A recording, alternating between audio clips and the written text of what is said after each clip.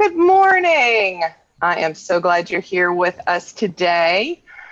It's a beautiful, sunny morning here in Northern California. I am Andrea Foster, and I am going to help out today with Ask DeAnna Anything. How are you doing today, DeAnna? I'm doing really good. And I'm actually in preparation. As soon as this is over, I begin a journey with someone for 3 days. I'm doing a little mini punch of karma for a dear old friend. And so, yeah, and I really feel the spring because I was out in the garden. And I'm actually, I probably should have set this up a little different, but like I am actually surrounded by medicine. Ooh, Here, let's I see. can take you on a little journey. I've got some medicine here that we can talk Ooh, about. what Yeah. is all that? And then over here, there's the lymph system and the Quite the journey. meridians. And then down here, let's see if I can do this right. I have some spices. You can see Oh, the beautiful wow. altar. And I've got some Mm-hmm. spices and borage flowers. I am making beautiful food, and I have all this medicine at my disposal. And we just started spring, and it's just Yep, the your client tiny is so little lucky. shoots. They're so beautiful right now. And as long Oh, as you pick low and let them keep rising to the sun, you're using up what's going to be dying anyway. So we want to use those, or they just die and don't get used. And it's just really powerful to see what you can get out of a little tiny garden. I'm not even a super big gardener, but I'm kind of getting into it. I got the pandemic bug. So I'm happy to talk about these as we talk, because I'm sure the plants that are here, they will relate to the questions. I am almost positive, because that's just how life works, and it's how we planetarily Mhm. align, and how we run in seasonal patterns. So we're looking and wanting to water something and see something sprout and shift and grow, and it's where we're at. So everybody remember to take advantage of that, in your life. Yeah, but don't take on too many projects. You try to grow in too many directions, it gets really cray cray. So remember, you had an idea. Stick to the plan and let it sprout and water it so it can grow. I need to hear that. Oh, That's for good. me I'm right there. glad. Yeah, that one was for you, Andrea. Thank you. All right, let's get into it. Great. So, speaking of plants, our first question comes from Amy, who would love to hear from you some good essential oils for a first aid kit. Okay, that's great. I do have plants right in front of me. Some can be made into essential oils, others cannot. But if you can smell a plant, like I'm going to pick up this lemon balm, it's a super soft leaf. The more fragile that leaf is, the more challenging the distillation of this essential oil. And that's why lemon balm can grow all over your yard and take over and be at your disposal. And then you go to buy lemon balm, which is called Melissa, right? You go to buy some Melissa, and it is some spendy stuff. It's because of how fragile this is as it goes through the process. And if you can smell a plant, it has aromatics, which means aromatics are volatile gases in organic chemistry. So these are based on organic chemistry, which are north, south, west, east in relation, hot, cold, wet, dry. All of our organic chemistry is broken down that way. I look forward to doing an aromatherapy course online, actually. I think it'll be really interesting to like experience aromatics in this kind of a realm. There's a lot of ways to play that out. So that's a little bit about what is an essential oil. But if I look at another plant that's here, and lemon balm, by the way, amazing nervine, daily pregnancy, and when it's essential oil, oh my gosh, you just need like the tiniest little drop. I do not sell that. So you can go looking for that, maybe check out Pharmacopoeia, I think that'd be a good place to start. So anyway, lemon balm is a nervine, great for the brain, high oxygen levels. But there's a plant that I've never seen, and I've even tried to do some hydrosol distillation of this plant, which is plantain. And I'm a huge fan of plantain. You think they're a weed in your yard. So they look like this, and they're, can you see the little striations? They have let me see if I can find a good one. They have really strong veins. You see how many veins? Oh yeah, I see that. They're raised. Oh, look, now you can really see it. So this is plantain, and it grows in this nice little low cluster with these really straight up little cone-shaped flowers. And you think they're weeds, and they're not. And it's the most amazing first aid. I'm sorry, it's not an essential oil. I'm trying to follow the question, but I got plants in front of me. So this is just like compress for sunburns. It's really well paired with aloe. It actually grows all over my aloe. I didn't bring any today. That's kind of a more cleansing herb. I'll see what my client needs tomorrow. But plantain is brilliant first aid. There is one that you can get that is really brilliant, which is California white sage. And sage is a great one for first aid that is very underutilized, but I'm going to give you a hey warning. It's a ketone in its chemistry. And ketones, if you overuse them, are quite toxic. And just FYI, also that makes them abortive, hint, hint, if doing miscarriage by choice. And so you're looking for a ketone, but they're very strong and you need to know what you're doing. And so it's kind of a 1 to stretched out 3 drops a day, and 3 drops a day of like California white sage or sage officinalis, which is, what I carry, sage officinalis. It is a 1 drop phenomenal, like, hey, I wonder if I got a little bug in my gut. 1 drop in the belly button, Ooh, is that cut out in wilderness? Is that cut or wound getting infected? 1 drop of sage officinalis, and one of my other favorites that grows all over this area is thuja, Thuja. I really don't travel without thuja, and I don't travel without spikenard. And when I think of first aid, I think of travel, or I'm out somewhere where I may be remote, and, or third world, country, or just, out of my realm. So I want my friends with me. So thuja or sage, you don't need both of those. But sage is underutilized, but thuja is cheap, very inexpensive, and it's cedar tip leaves. It gets its name from the chemical named thujone. And thujone is a chemistry compound of the ketones, which is from the group of terpenes. We have 2 groups, terpenes and sesquiterpenes. Sesquiterpenes smell like lemon balm and mint and flowers, and like this beautiful borage that you have to really get your nose up in. Borage is so long in the season, and it's a glandular regulator, which means it is amazing for adrenals.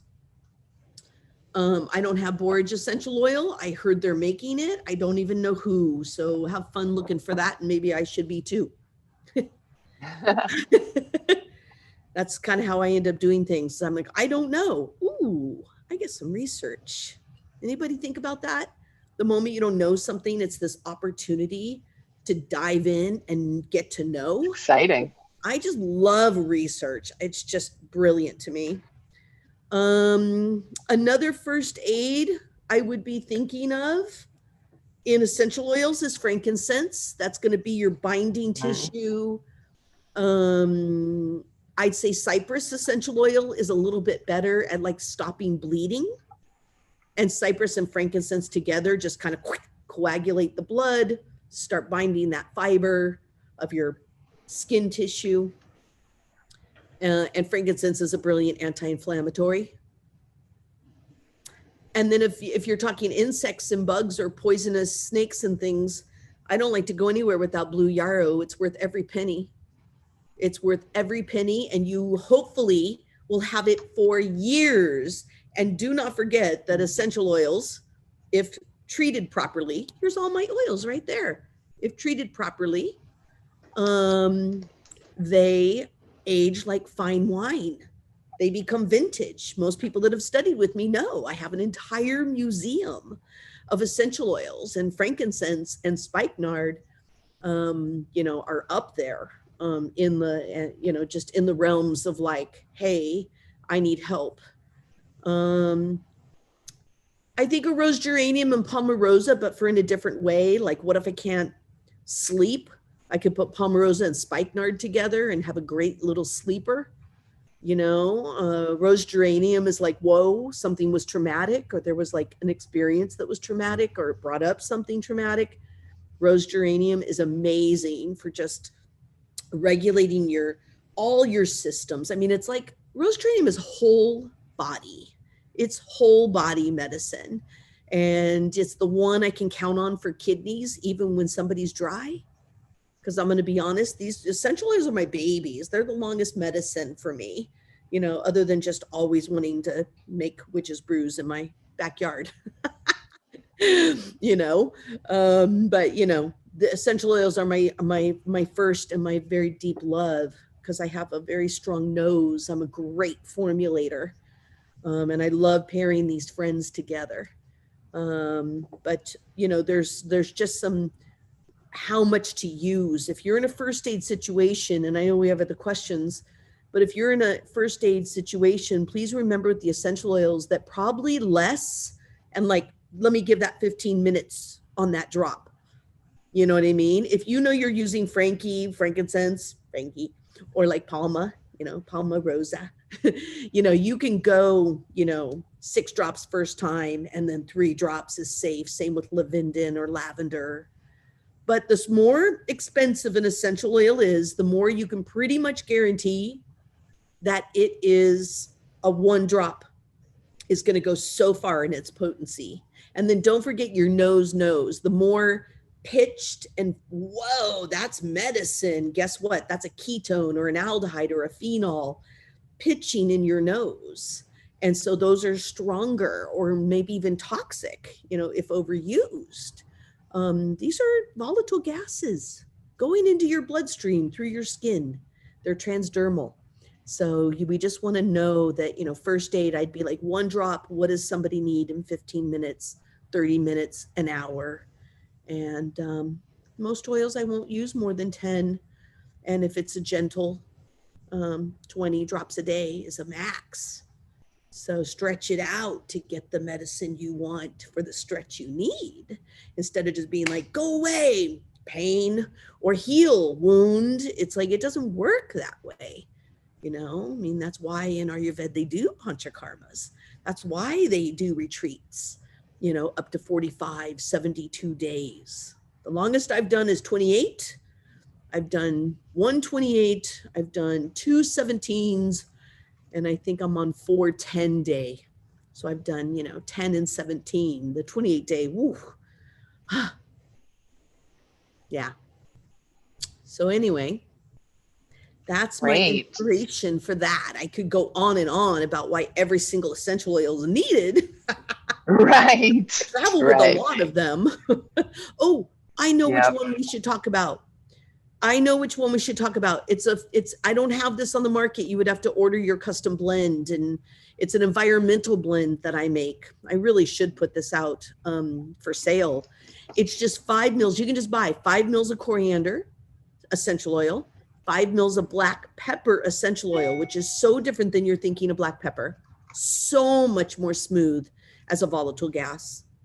And I usually put them in a 10 mil, or you just do 3 drops coriander, 3 drops black pepper, put them together, or put them on a napkin, or like in a jar on a napkin. So put them on fabric and put them in a jar. And it's the most amazing thing for lungs. I've used it through the fires.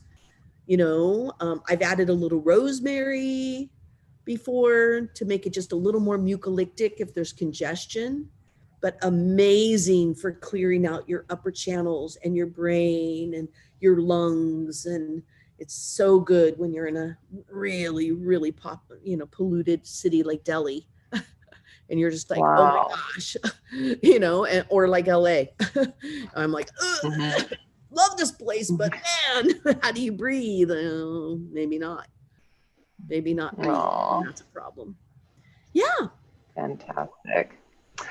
Well, I see Martha's with us right now, and Oh, Molly is here too. hi. Molly said that she has spikenard that's 20 years old that she got from David Crow at the conference she first met Oh, you at. well, So talk about that's only well part of the aged there. story, little Molly G. That is only part of the story because the story goes it was the first NAMA conference ever, which is now our National Oh, Ayurvedic wow. Medical Association.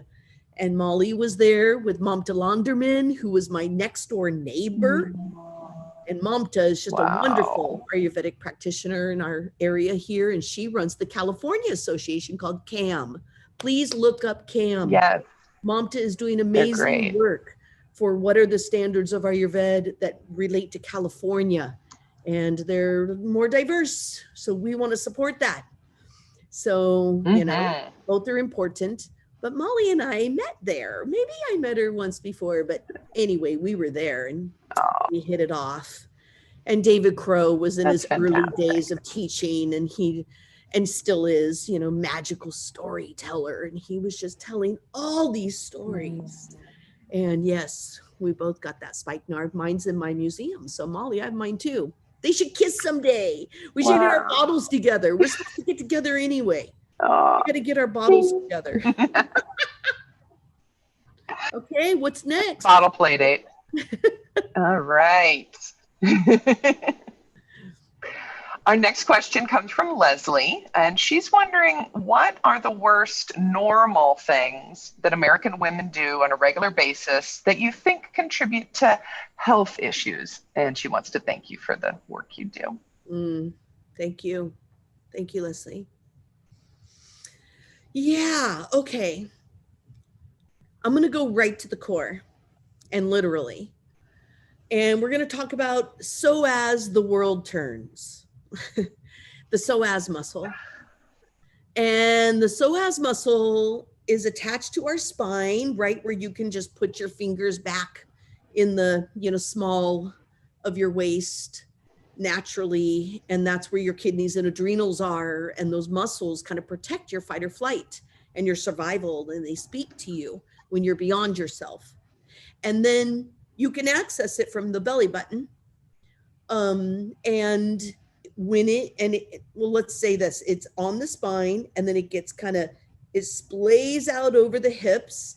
And then as it's going through the hips, it gets thinner and thinner of a muscle. And then it attaches to the femur, right next to the labias, right next to the scrotum, really kind of high up in there. So if you have a hard time rotating hips or have hip issues or any kind of pelvis issues there and diaphragm, your psoas is in between and it's a whole stretch. You can't even blink without using it. But they do call it, some people call it Pandora box, you know, might be a little, you know, drama there, but it needs to be opened slowly. And they call it the doors of perception in Tibetan medicine. And it's everything that you know viscerally, which is like what's gotten under your skin, what's become physical from even an outside experience. It's become physical to you. So emotions become physical symptoms or cause of a trauma onset, or just even as we get older. This is the thing that really answers your question for women. But I find it's not just women, it is men and it's everybody because there's just such diversity. It's human. And the human experience, we learn as adults to suck it in and suck it up. And as children, I remember when I was upset, I would, and like, how smart was that?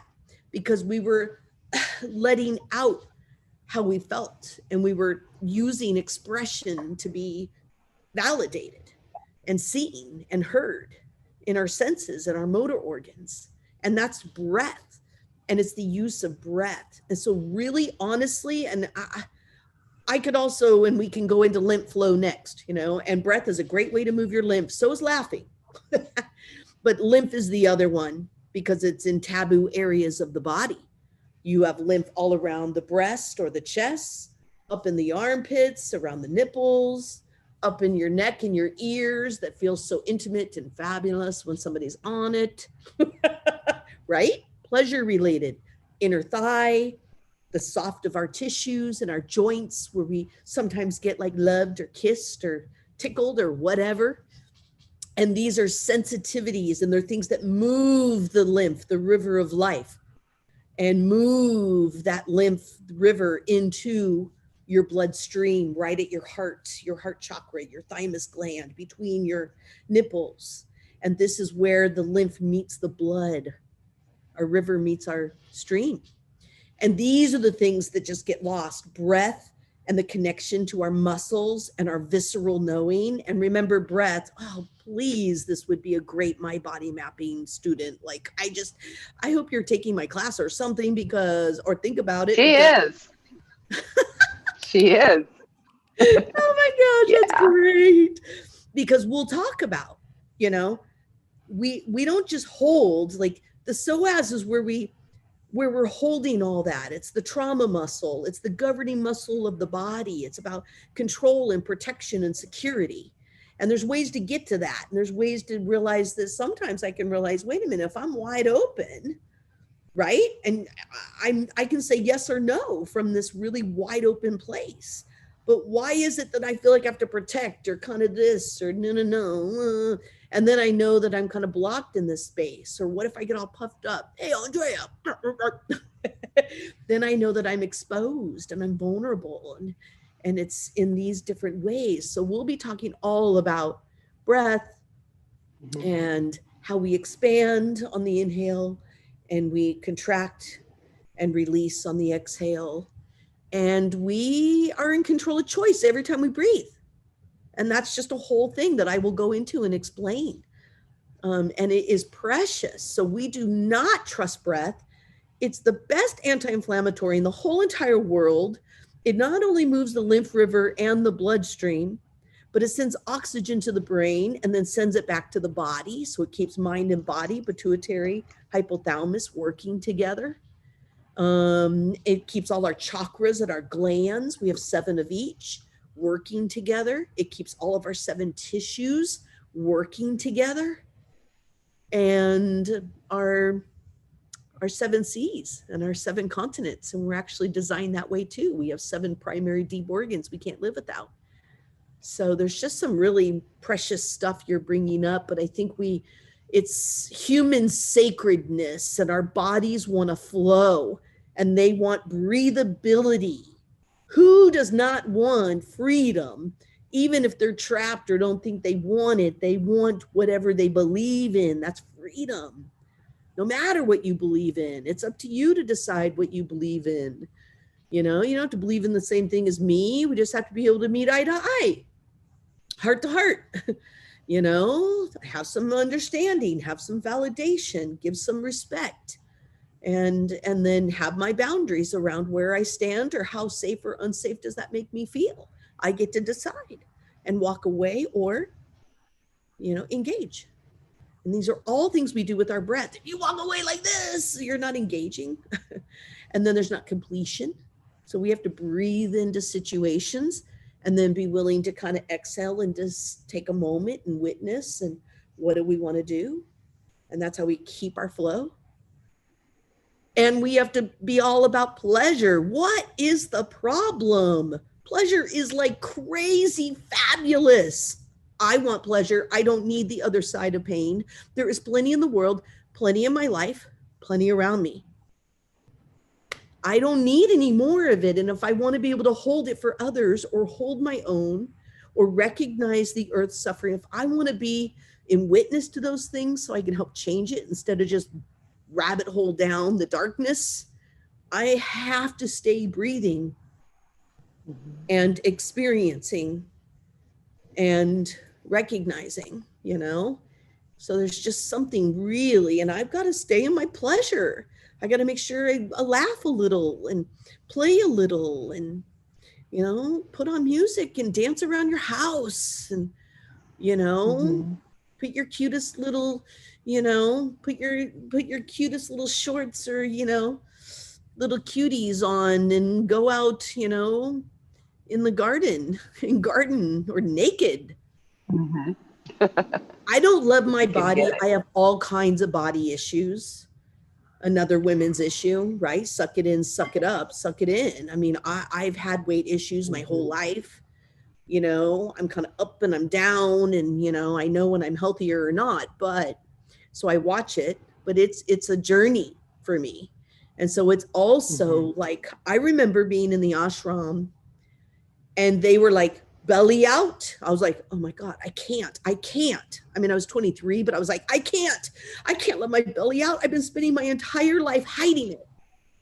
Literally, I was panicking inside because they wanted me to extend my abdomen and collect oxygen and breathe in and meet the world. And I was so scared. And I always remember that. I had to just be like, I'm allowed to breathe. I'm allowed to let my belly be seen. I'm allowed to take up some space in the world. I'm allowed to breathe and decide if I want to let go of whatever I breathed in or feed that to myself. I get to decide these things. And I think this is about female, or again, I don't like to go high tribe. It's human. It's human. There's just no gender. Humans are humans. It's what I say all the time when I used to do all those clinics, you know, and that's going to shift a little bit, you know, whatever. And we'll see what it becomes next. But, you know, all those clinics, and I'd be with all my interns, like 9 to 12 of them, prepping for clients. And I'd be like in the, you know, I'd be like, hey, you know, remember, these are humans. They're not a gender. Don't treat them as a gender. There's assumptions when you work with women when you're a woman, which are not good.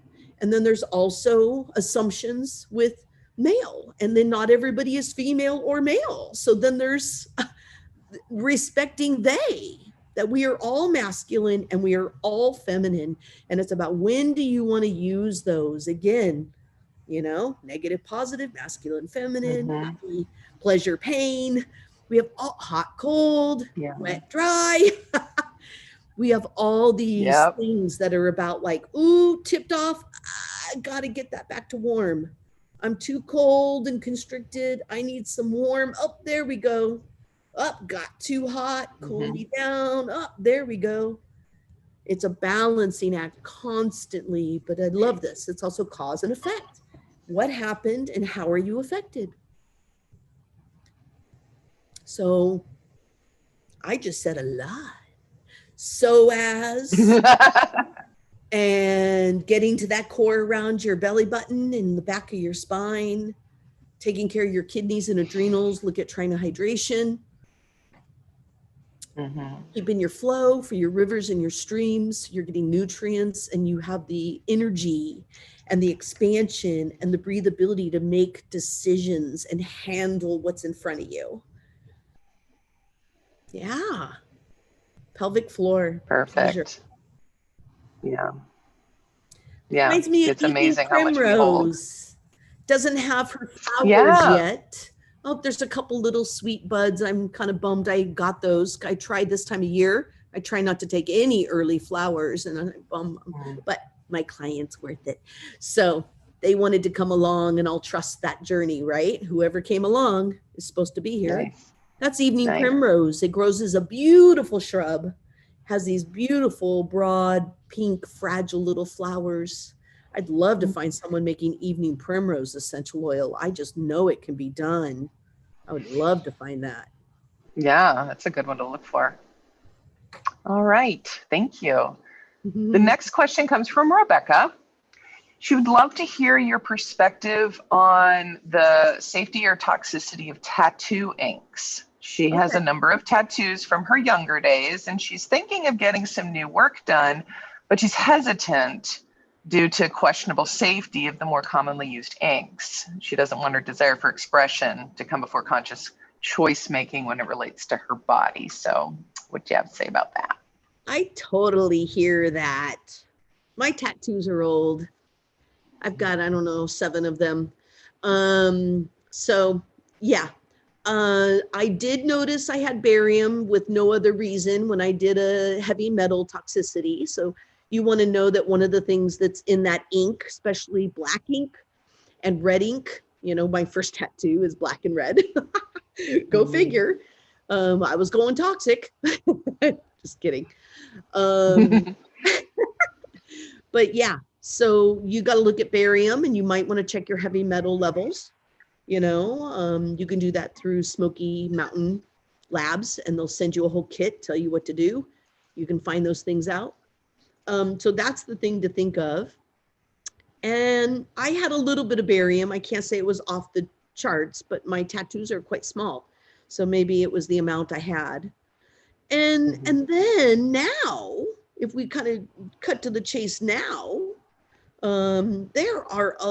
there's a lot of people doing, I don't know who, but there's a lot of people doing natural ink or organic dye. There's better inks, and there's a whole kind of, I think of the primitive culture. So I would probably look for primitive art, because a lot of primitive culture, primitive art is going to be connected to like, hey, how's this affecting the earth or affecting me?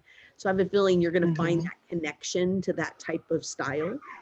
But I think you just probably need to Google it up and find your person, and you're going to realize there's a bunch of people doing it. So you can make a healthier choice now, is really my bottom line. You can really make a healthier choice now. Yeah. So that's the good news. And is there anything she could be doing to mitigate those heavy metals? Okay, well, I want to mention Cardamom. It's a black sulfur salt. You want to taste it, smell it. It's going to be like rotten eggs, sulfur, but taste it. And if you have a taste for it, you probably need it. The reason I say that is because Cardamom is heating, so I can only do so much. So know when your heat is moving, or it'll give you like loose stool, but by the way, it's cleansing your intestines. It's like Roto-Rooter. It's like a little warming Roto-Rooter solution. Sulfur is brilliant at breaking up old plaque and liquefying heavy metals. It's one of the things sulfur is known for. And I also have another little plant right in front of me that is like super, and I have it, cilantro essential oil. Very strong stuff. It's 2 drops a day, 1 in the morning, 1 at night on the tailbone. But I have cilantro just sitting right here because it's going to go on top of my client's kichari meal. And so it's amazing for heavy metals, but anything sour, sauerkraut, apple cider vinegar, lemon, ginger, asafoetida, which you might find as hing. We sell it as asafoetida. That's its traditional, or it's known, its common name, English name really. Hing is its Sanskrit. But that's another sulfur that people are like, oh, I don't need that. And I'm like, ooh, a pinch of that in your beans, and especially if you're soaking, it pulls gases. It's like natural Beano. It's like natural Beano. It takes all the gases out. Nice. Allows you to break down the fibers of legumes and seeds and grains. So these are some of the things I just, think of, because it would also liquefy heavy metals. You don't want to strip heavy metals, right? It's not about a liver cleanse just yet.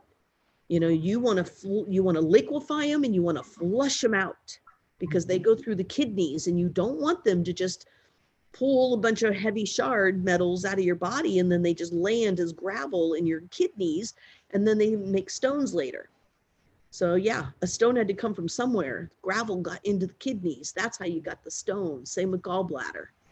So sour are all the things that break down gravel in the body. And gravel is made of calcium that you didn't digest, and other things too. Any mineral you didn't fully digest. But calcium's hard to digest, and it binds. And so that could even be like calcification in your joints. Or getting a lot of plaque on your teeth is calcium on your teeth that you're not digesting. Yeah. So these are all kind of pictures of heavy metals too that I look for if I think this is somebody, but a lab's needed. you know, before you go just like, oh, I'm going to cleanse it all out. That's probably me. It's like, you should check your blood and see if it is you. Otherwise, you're stripping your body out of nutrients that you need. Yeah. Good deal. Right. Our next question comes from Merbina. She's wondering how to support herself best as she goes through menopause. She's 50. She's experiencing hot flashes every 15 minutes, restless nights, sleep disruption, periods of sadness, and overall feeling tired. And these symptoms have been increasing for a year now. Welcome to my world. Welcome to my world. Oh, I'm 52. I don't know, yours might be a little more severe than mine. Mine feel a little more mild, but I am kind of like, whoa, that's a hot flash. It's positive. I'm positive now, you know, and I've had some sleep disruption and I'm like, it's not pandemic. You know, yes, everything's changing, but like I do really relatively good with change, you know? So it's not that. I'm like, yeah, something's going on. And I'm going to go back to Evening Primrose. Evening Primrose. I just went and got a treatment from Simone Oliver in Sonoma County. Simone's one of my students, so she does work very much like me. She interned with me for so long. She is so good. And yeah, she was like, DeAnna, are you taking your Evening Primrose remedy? And I was like, no. She was like, oh. And I was like, wait a minute, I'm a client. I'm like, I'm a client. I'm not your teacher. You know, like I don't do it too. And I'm a big believer of Evening Primrose. So she told me, go and get it. And I did. And I'm on 5,000 milligrams of Evening Primrose. It's an essential fatty acid. And don't let the word fat get you because they're fatty acids. They're fully digested and you need them to stay lubricated. And by the way, a hot flash is always when you're more dehydrated. It's vata pushing pitta. So the hot flash is like you are dry. Oh, California, I'm going to knock on wood. And that's an easier forest fire. And so this is that idea of vata dry, flaring, pitta hot. And so, yeah, very, very important aspect of like, we're back to hydration, but we're also into getting like, you got to get essential fatty acids like penetrating into your cells.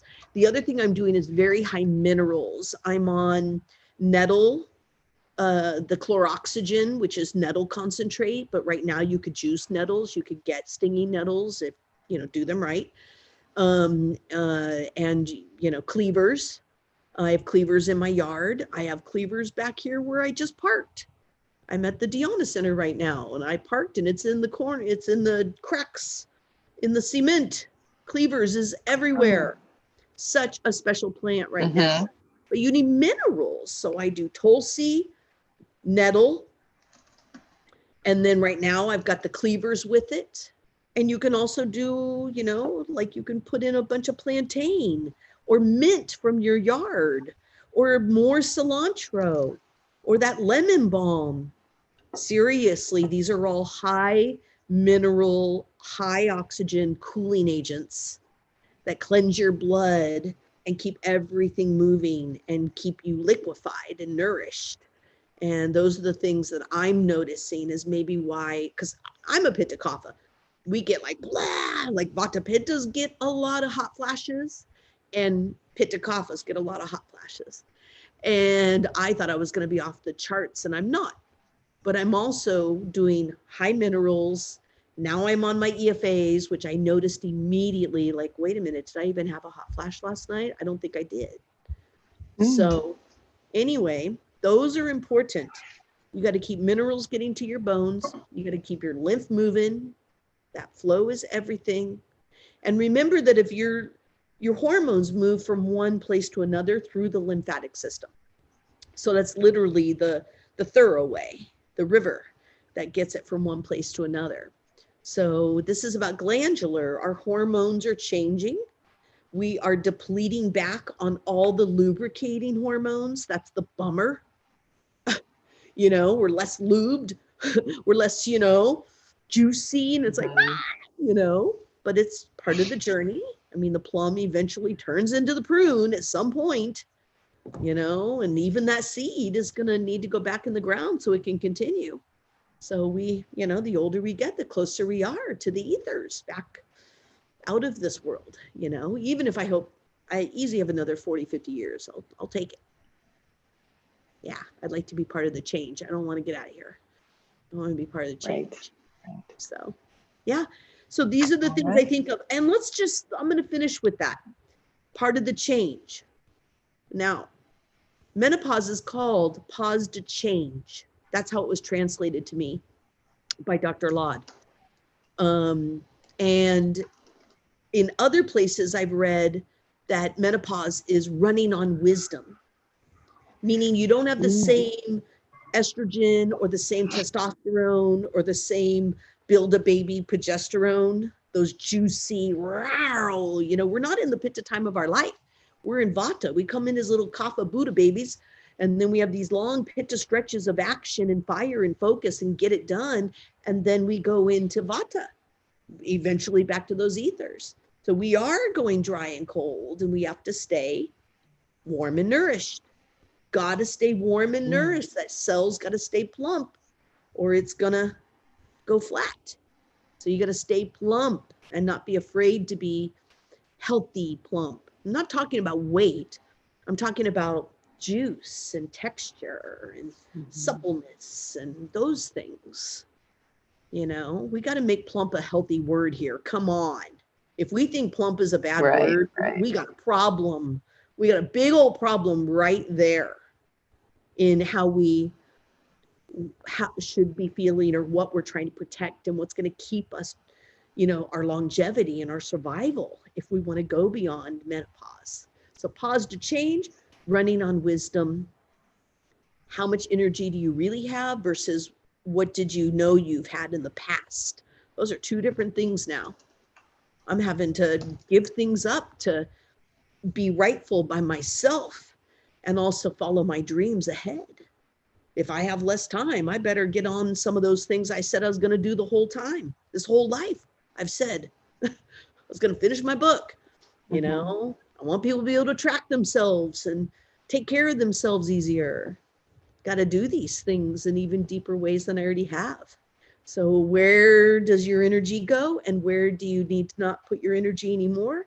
What are you controlling that maybe is not yours to control anymore? What seeds did you have that you now want to plant? I've been doing that a lot in the pandemic, contacting someone and being like, I've always had this brilliant idea. I think it might belong to you, or maybe it'll inspire you to do something. Here it is. And then guess what? They take it or don't, or water it or don't. I'm not in charge of that seed anymore. Yeah, I'm kind of digging on this interesting way of looking at things. It's really important. Absolutely. Okay, our next question. That's right. Yeah, serious. Stay in plum. Yeah. All right. So we have a question from a viewer who wonders yours or the Ayurvedic perspective on Ehlers-Danlos syndrome or hypermobile connective tissue disorders. Wonders how to classify it within hot, cold, wet, dry, physical, emotional, elemental framework, and if you've got treatments or approaches that you recommend. Well, interesting enough, I have been very minimal, but I have seen only really high-risk clients during this pandemic.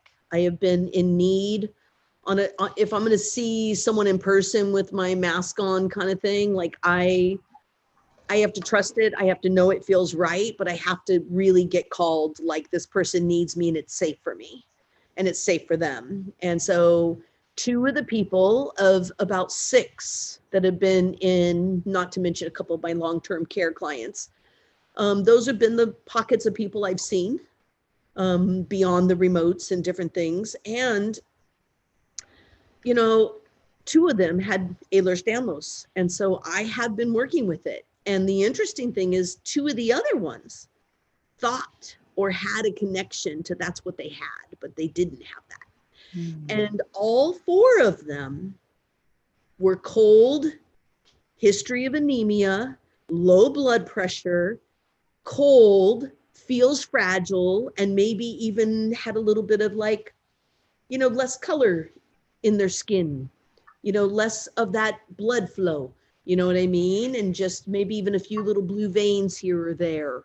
And like when I would do some body work on them, because it needs body work so bad, it needs gua sha, salt scrubs, all the things I sell, please. You know what I mean? Like, why? Because you got to warm up and stimulate and get that blood moving. We're back to minerals, way high mineral content, and making sure the stomach, had to get the stomach for both of it's about the stomach. Chewing on cardamom seeds. I sell them decorded, so they're just the seeds. Teaspoon of fennel, cumin, and cardamom in a little bowl. And then you just nosh on those through the day. Just crunch, crunch, crunch, swallow. Great for the thyroid, great for the stomach, the metabolism. They're breath fresheners too. They taste good. They activate the truth of your stomach and help you to build a relationship with your stomach. If you don't have your stomach fire, right? So back to Asafetida also, build stomach fire. But if you don't have your stomach fire, then you don't have the follow through for the rest of your gut. And that means you're not getting your macronutrients, is not converting to micronutrients. And micronutrients is what goes out into the two liquid tissues, lymph and blood, and then feeds your muscles and your skin and your bones and your nerves and your reproductive system. Lymph, blood, muscle, skin, bones, nerves, reproductive. We will do a beautiful little fun over and over little song on that in my body mapping, because it's so important and I talk all about it. But really, honestly, if you're having connective tissue issues, you have to think about your joints and what is connective. So remember, connective tissue, that means your ligaments and your tendons are weak. They need exercise. And a lot of times these people, neither one of my clients, they were both bedridden, literally. And one of them could not function one of her legs. And both of them young. So it's a real thing, and it can be a real problem, but I was able to get all that juiced up and nourished and open up the muscle and get that blood flow, and let's get you turning pink and sweating. And so it's a cold, damp condition, and you're going to have to get it warm and then flush out that dampness. And that's where I have seen, it's been like my success of my stories of the pandemic for me. And I didn't know anything about it, so I had to really dive in. So it's a great question because it's right up my alley.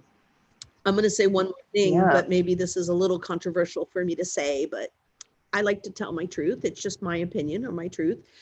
I am seeing a lot of people coming through with that diagnosis, with unexplained joint and dampness, damp, cold, low blood pressure that is just not considered a problem. We always focus on high blood pressure.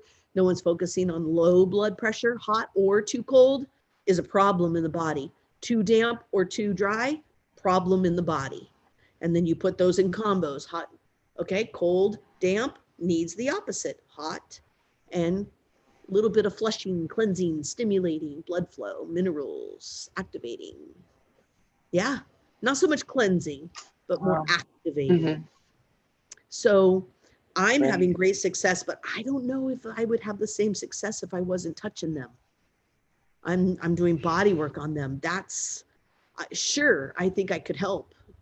But, with a food plan and, anybody who has that, I think a remote consult would be the way to go. I could get a lot done there because I know a fair amount in a short time. But it's going to come down to you doing your body work, or maybe your body worker doing one of your Zooms with you. I'm totally down for who is your support, who can do this for you. Yeah. And then I can teach those things.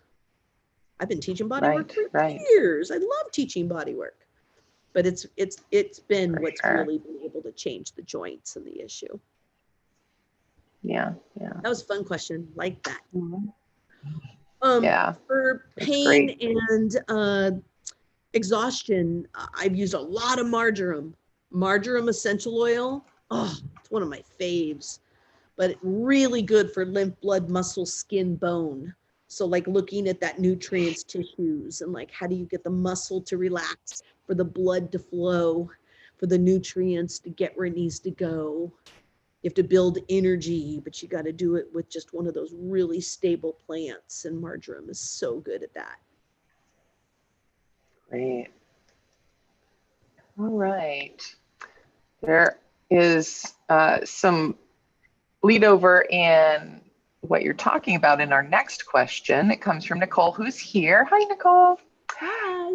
She's wondering, she's nauseous and wondering how to soothe her digestive system. It feels acidic, yet she knows that it might be a lack of digestive power. So wonders your recommendations on that. Okay. So what I'm hearing in that is you're seeing there's acidity, but you know there's something that isn't digesting well. And what that's called is your food is fermenting or putrefying before it's breaking down. So we're back to the stomach. All of that happens right there in the compost pile of the body. Remember, compost needs water sometimes, or it'll dry out and burn too hot, right? Or it might need some nitrogen, it might need heat to liquefy, or it might need alkaline cooling agent that's going to, cool it down.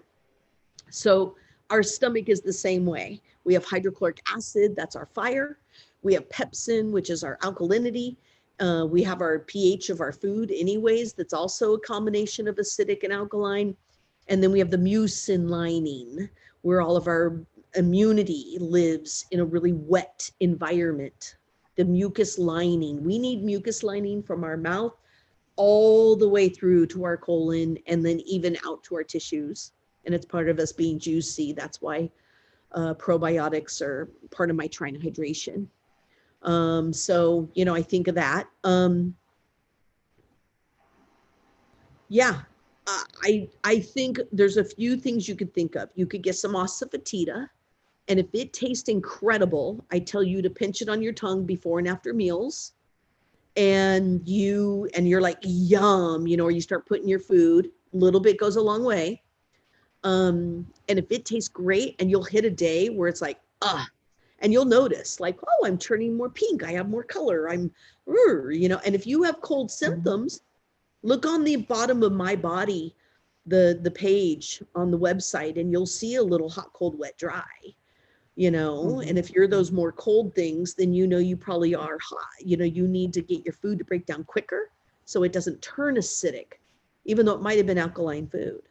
Yeah. So that means you need warming. You need more ginger, a little bit of cayenne. That's building a fire. And then there's the like, nope, my body doesn't want that asafoetida. This is firing me up. This is not working for me. And then you need to cool down. And that's the like chewing on mint leaves. It is so underrated as a medicine for the stomach. Chewing on cilantro, chewing on plantain, getting those minerals and the alkaline and cool everything down. Aloe vera,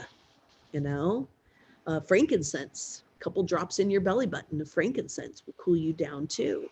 So it could be cold and it's getting putrefying and it's turning fiery, or it could be that there's a lot of fire in there and you need to cool it down. But you'll know, because which one will taste right, which one will feel good, go with it. But read the symptom list, because it's going to help you to know.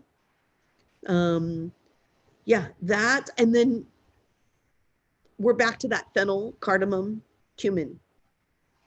It's also in Ayurveda, there's another formula.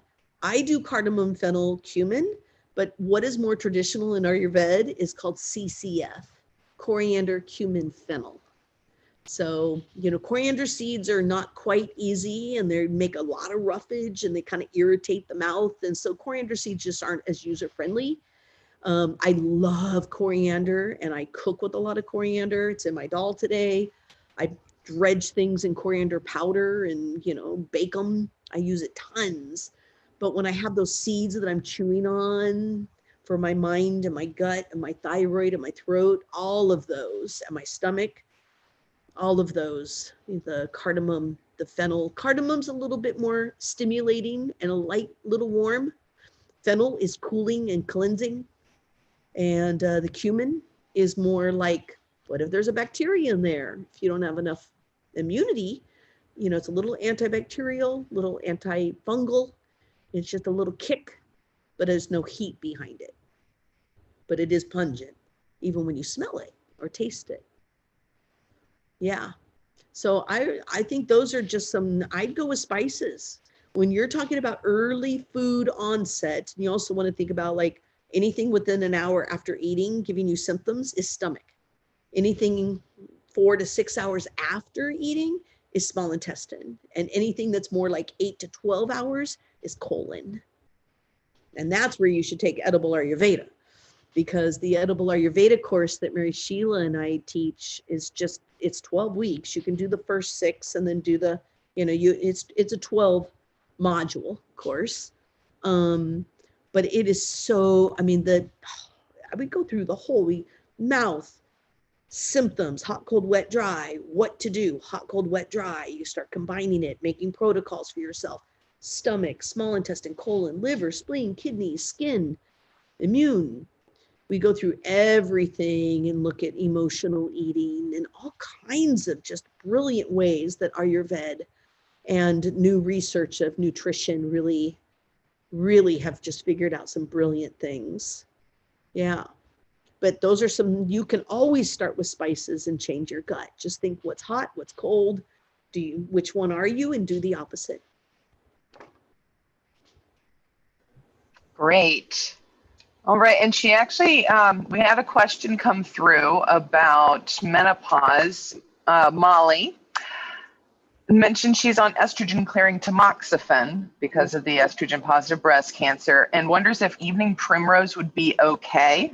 She's got major hot flashes first thing in the morning, before and right when she wakes up. Evening Primrose is perfect. It has no estrogenic value. It's not a phytoestrogen. It doesn't have any hormonal value. It's a glandular regulator, but it's more about cellular structure. And really think about it. Like if you knew you had a really good, juicy, plump, nourishing, cooling, plumper for your cells, the whole idea with cancer is mutation of cells by inflammation, inflammatory markers. So it is so cooling and nourishing. And since it won't try to regulate or have anything to do with your hormones, super safe. Super safe. Many cultures use Evening Primrose all the way through pregnancy, even to get pregnant, all the way through until after pregnant also, just to keep that cell plump and keep that build a baby tissues juicy, you know what I mean? And I noticed that a lot of people are like, don't use it until 3rd trimester. And so it's like, we have to do what we feel is right, because there's going to be so many things that are yes and no's, and it's getting convoluted with cancer. And I'm talking about 2 totally different things that are getting both convoluted in the world, that makes us really dig deep for the truth of your own truth, or what research do you find and which one felt right to you. But, there's all kinds of things I have to say not use in pregnancy that I don't necessarily fully agree with, but I kind of have to say it legally because I'm bound to do so if I'm going to put something on the market. And that's really making it convoluted on knowing.